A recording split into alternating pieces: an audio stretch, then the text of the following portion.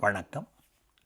வைக்கம் முகமது பஷீர் அவர்கள் எழுதிய மலையாள சிறுகதை நெய் திருட்டு. நீண்ட காலத்திற்கு முன்பு நடைபெற்ற சம்பவம் இது.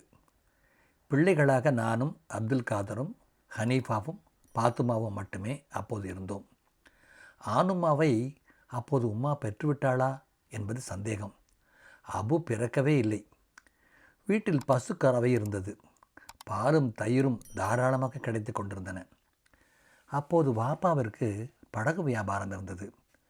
மர வியாபாரத்திற்கு மத்தியில் மலைகளில் இருந்து மரத்தடியை வெட்டி அங்கு வைத்தே படகாக ஆக்கி நதிகளின் வழியாக கூட்டம் கூட்டமாக கொண்டு வந்து மலைவாழ் மக்களை கொண்டு இயக்கி மொத்தமாக பெரிய தொகைக்கு விற்பனை செய்வது என்பது வாடிக்கையாக இருந்தது.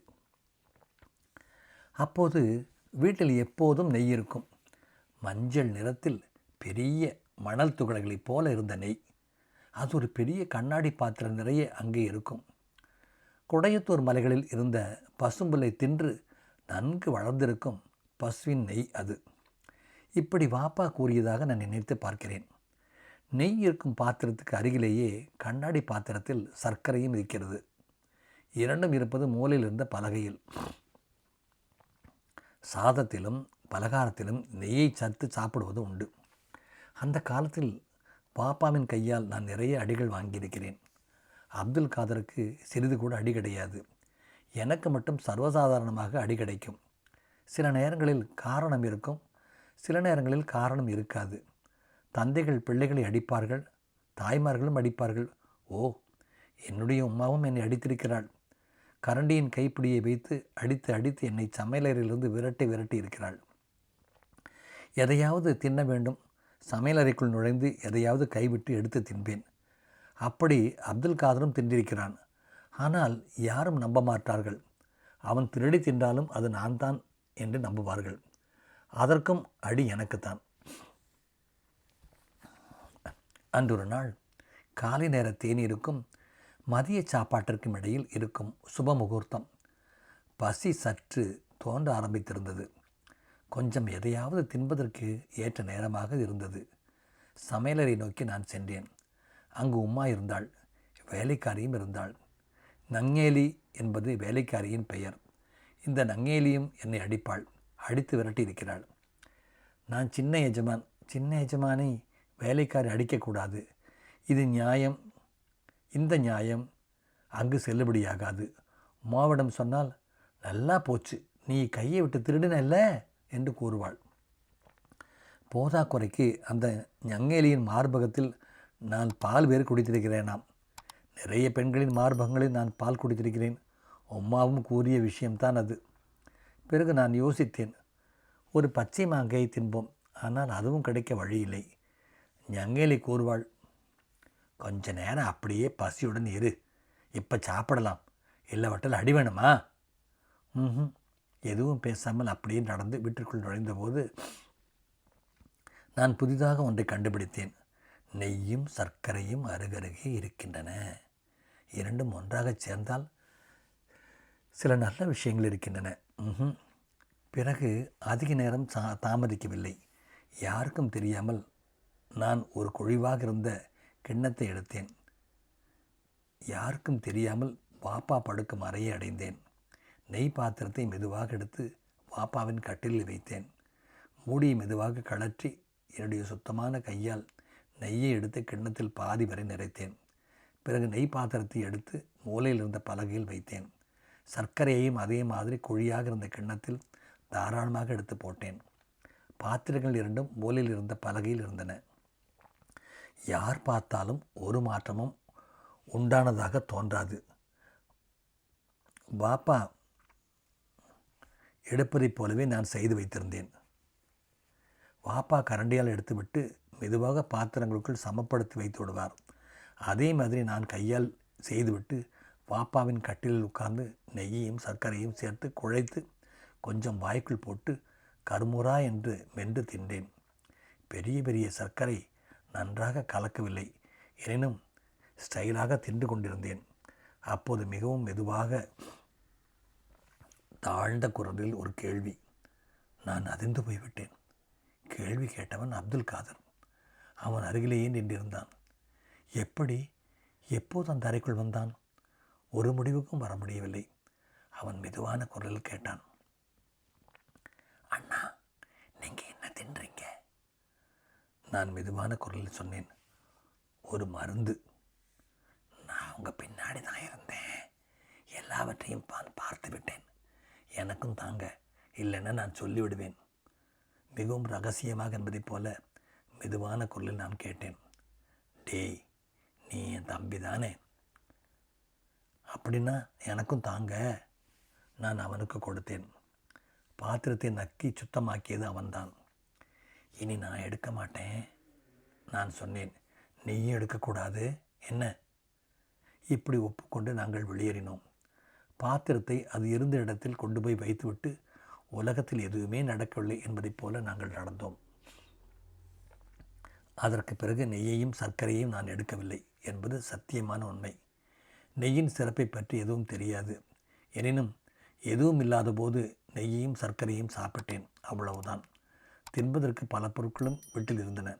பழுத்த பலாப்பழம் இருந்தது, மாம்பழம் இருந்தது, வறுத்த மாமிசம் ஒரு பாத்திரத்தில் வைக்கப்பட்டு அலமாரியில் இருந்தது. நான் அவற்றின் மீதெல்லாம் கவனத்தை பதித்து கொண்டு அப்படியே நடந்து திரிந்தேன். நாட்கள் அப்படியே கடந்து சென்றன. நான் வெறுமனே அடிகள் வாங்க ஆரம்பித்திருந்தேன். அப்துல் காதருக்கு காய்ச்சலும் பேதியும். அடி வாங்குவதற்கு காரணம், யாரோ நெய்யை அள்ளி அள்ளி திருடி தின்கிறார்கள். பாத்திரத்திற்கு வெளியிலும் கட்டிலும் ரேகைகள் இருக்கின்றன. நான் அடிகள் வாங்கினேன்.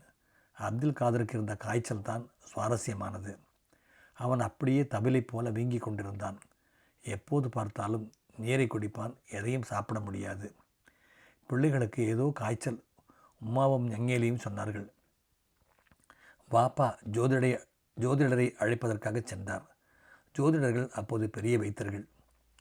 அப்போது உம்மா அப்துல் காதரை தாங்கி மடியில் எடுத்து வைத்து கொண்டு கவலையுடன் தடவி கொண்டிருந்தாள். கடவுளே, என் தங்கத்துக்கு என்ன ஆச்சு? ஞங்கேலை சொன்னாள். கடவுளே, என் தங்க குடத்திற்கு எதுவும் இல்லையே. அப்துல் காதர் எந்த ஒரு உணர்ச்சி மாறுதலும் இல்லாமல் காய்ச்சுடலுடன் தடிமனான உடம்புடன் முக்கிய மனிதனாக அங்கே உட்கார்ந்திருந்தான். நான் அவனுடைய முகத்தை பார்த்தேன். டே திருடா, நீ அந்த நெய் முழுவதையும் திருடி உடல் தடித்து போய் அங்கு உட்கார்ந்திருக்கிறாய் அல்லவா என்பதை போல நான் பார்த்தேன். அவனுக்கு எந்த ஒரு கூச்சமும் இல்லை. ஜோதிடர் வந்தார். அதற்கு பிறகு வேறொரு வைத்தியரான வேலன் வந்தார்.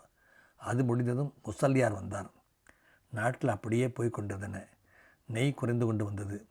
எப்போதும் போல அடிகளை நான் வாங்கி கொண்டிருந்தேன். அப்துல் காதர் தவிலாக மாறிக்கொண்டிருந்தான். அவன் மருந்து எதையும் குடிப்பதில்லை. யார் கண்ணிலும் படாமல் அவன் போய்விடுவான். எப்போதாவது கொஞ்சம் சாதம் சாப்பிடுவான். அவன் நோய்வாய்ப்பட்டவனாக இருந்தால் காரணத்தினால் எல்லாரும் அவனை கொஞ்சிக் கொண்டிருந்தார்கள். அவனுக்கு எந்த ஒரு களைப்பும் இல்லை. அப்படி கொள்வானா? பரவாயில்லைடா. தினமும் அவன் நெய்யையும் சர்க்கரையும் சாப்பிடுகிறான் என்ற விஷயம் எனக்கு தெரியும். ஆனால் யாரிடம் கூறுவது? கூறினால் யாரும் நம்புவதில்லை. ஒரு நாள் நான் அவனுக்கு கொஞ்சம் வறுத்த மாமிசத்தை கொடுத்தேன். யாருக்கும் தெரியாமல் நான் அதை அலமாரியில் இருந்து திருடி எடுத்தேன். அவன் மாமிசத்தை வாங்கி சாப்பிட்டான். நான் சொன்னேன், டேய், நீ என்னுடைய தம்பி, உண்மையை சொல்லு. நீ இப்படி தவிலாக மாறியது எப்படி தெரியுமா? நெய்யையும் சர்க்கரையும் சாப்பிட்டு தான். சும்மா போங்கண்ணா, எனக்கு காய்ச்சல் என்று சொல்லவில்லையா? அவனுடைய திருட்டுத்தனத்தை பொதுமக்களுக்கு முன்னால் எப்படி கொண்டு வருவேன்? சொன்னால் யார் நம்புவார்கள்? எனினும் நான் உம்மாவிடம் சொன்னேன், ஞங்கேலியிடமும் சொன்னேன். நெய்யையும் சர்க்கரையும் சாப்பிட்டு திருக்கும் பெரிய திருடன் அப்துல் காதர் தான் என்று. நான் சொன்னதை யாரும் நம்பவில்லை. என்னுடைய இதயத்தின் புனிதத்தன்மையால் ஒரு சம்பவம் நடந்தது. ஒரு வெள்ளிக்கிழமை வாப்பா ஜும்மா தொழுவதற்காக பள்ளிவாசலுக்கு போயிருந்தார். உம்மா சில பெண்களுடன் பக்கத்து வீட்டில் உட்கார்ந்து கொண்டு பேன் பார்த்து கொண்டே ஊர் விஷயங்களை பேசி கொண்டிருந்தாள். பேச்சோடு பேச்சாக அப்துல் காதரின் புனித நோயை பற்றியும் சொன்னாள். அவற்றையெல்லாம் கேட்ட நான் வீட்டிற்கு வந்தேன். ஞங்கேலை தூங்கி கொண்டிருந்தாள். சமையலறைக்குள் நுழைந்து நான் சிறு சிறு சோதனைகளை நடத்தினேன். சிலவற்றை கையை நுழைத்து எடுத்து தின்றேன். பிறகு வீட்டுக்குள்ளிருந்து வராந்தாவை நோக்கி மெதுவாக வந்து கொண்டிருந்தேன். வாப்பா படுக்கும் அறையில் ஏதோ அசைவு, ஒரு கருமுறா சத்தம். நான் மெதுவாக பார்த்தேன். பாப்பாவின் கட்டிலுக்கு கீழே 2 கால்களை பார்த்தேன். அவற்றில் ஒன்று ஊனமான கால். அப்துல் காதர் நெய்யையும் சர்க்கரையும் சாப்பிட்டு கொண்டிருக்கிறான். நான் மிகவும் மெதுவாக வெளியே சென்று ஓடி உம்மாவின் அருகில் போனேன். அப்துல் காதரின் காய்ச்சலை பார்க்கணுமா? வாங்க. எல்லாரையும் நான் அழைத்து கொண்டு வந்து மெதுவாக வாசற்படியில் நிறுத்தினேன். நான் உள்ளே நுழைந்து 2 கதவுகளையும் ஒரு நொடியில் திறந்து விரித்து விட்டேன். அப்துல் காதர் குழியாக இருந்த கிண்ணத்தில் நெய்யையும் சர்க்கரையும் தின்றவாறு கட்டிலுக்கு அடியில் உட்கார்ந்திருந்தான். அவனை நான் பாத்திரத்துடன் பிடித்து வெளியே கொண்டு வந்தேன்.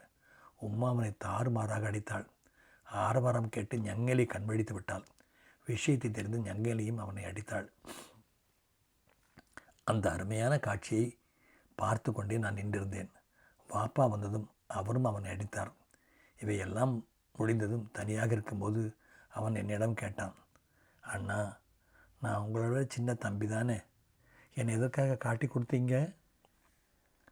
நான் சொன்னேன், பெரும் திருடா, உனக்காக நான் எவ்வளோ வடிகள் வாங்கியிருப்பேன். அப்போ நீ நினச்சியா அண்ணன்றத? நீ ஒரு பெரிய திருடன்டா. நிறைவு பெற்றது.